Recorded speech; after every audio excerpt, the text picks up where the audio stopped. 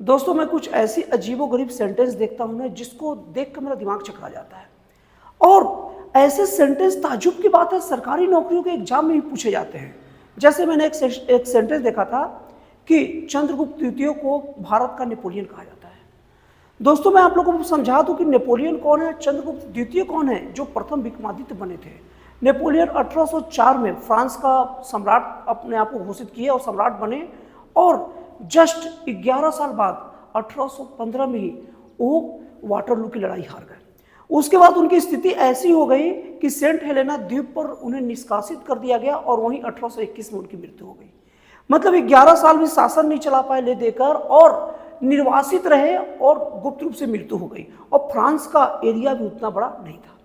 लेकिन अगर विक्रमादित्य की बात करें, चंद्रगुप्त द्वितीय की बात करें, तो उनका सबसे बड़ा एक विशाल साम्राज्य था। 40 वर्षों तक उन्होंने एक छत्र राज किया और उनके सामने जो भी आया सीधे गायब। मतलब तिनकों की तरह उन्होंने हराया। और हूणों की बात करें दोस्तों, हूण एक ऐसी प्रजाति थी जो जहां जाती थी ना उसको नष्ट कर देती थी। राजा तक भी उनका इतना डर था, अपने राज्य छोड़ के चले जाते थे। हूण और राज्य को तहस नहस कर देते थे, और जब वो चले जाते तब राजा वापस आते थे। वो हूणों को चंद्रगुप्त द्वितीय ने उनके मान तक खदेड़ दिया, हजारों किलोमीटर दूर तक उन्हें खदेड़ा। वो चंद्रगुप्त द्वितीय की तुलना आप नेपोलियन से कर रहे हो? ये तो वही बात हो गया कि कोई बता रहा है कि विधायक जी का घर ना वो रिक्शे वाले के बगल में। फिर दूसरा कंपेयर बड़ा हास्यास्पद है भाई। बोलते हैं कि कालिदास से भारत का शेक्सपियर है। शेक्सपियर और कालिदास, शेक्सपियर जो बचपन से ज्ञानी नहीं थे, सुनने में आया है, कंफर्म नहीं, वो अंडे चोरी करते थे, बाद में उनका बुद्धि बदला तो वो लेखक बने। होंगे ज्ञानी।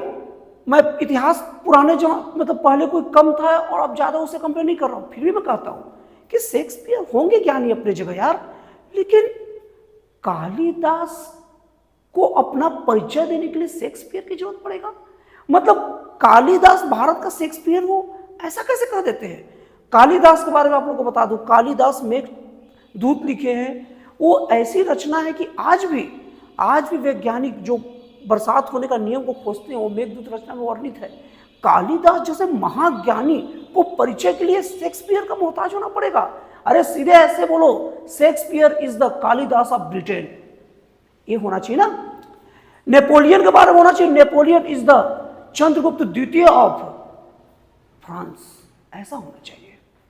अब एक और उदाहरण देखता हूं। चाणक्य को कौन नहीं जानता? चाणक्य पूरे विश्व में अभी पढ़ाई का स्रोत है। राजनीति शास्त्र, अमेरिका हो, लंदन हो, ऑस्ट्रेलिया हो, शुरुआती राजनीति शास्त्र की शुरुआत से चाणक्य नीति से होती है। वो चाणक्य की अर्थशास्त्र जो लिखा गया है, जिसमें पूरे नाम बस अर्थशास्त्र, उससे कंफ्यूज मत होइएगा, वो पूरा का पूरा राजनीति का उसे वर्णन है, बस नाम अर्थशास्त्र हो गया है। तो उसकी तुलना मैकियावेली के द प्रिंस से करते हैं। ये क्या चक्कर है भाई? मतलब आप सूर्य का परिचय देने के लिए दिए का सहारा लेते हो।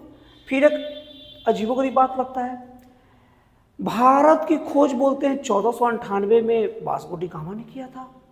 अरे भैया, भारत 1498 में वास्को डी गामा भारत आया पहली बार।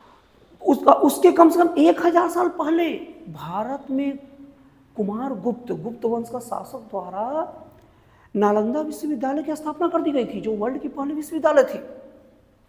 चाइना और बड़े बड़े देशों से नालंदा लोग पढ़ने आते थे भाई। उस देश का तुम खोज किया है, ऐसे बोलो यार कि मैं उस देश से परिचय पा लिया, उस देश को के पास मैं पहुंच गया, उस देश को मैं जाना। और ये सब हम लोग सुनते भी हैं। दोस्तों आप लोग अगर ये अजीबोगरीब लगता है तो मुझे कमेंट करके बताइए प्लीज। मुझे लगे कि कोई और लोग ऐसा सोचते हैं कि नहीं सोचते हैं। तो दोस्तों फिर मिलता है अगले वीडियो में एक नए, एक जन कल्याणकारी और एक राष्ट्रवाद पे इतने विचारों के साथ।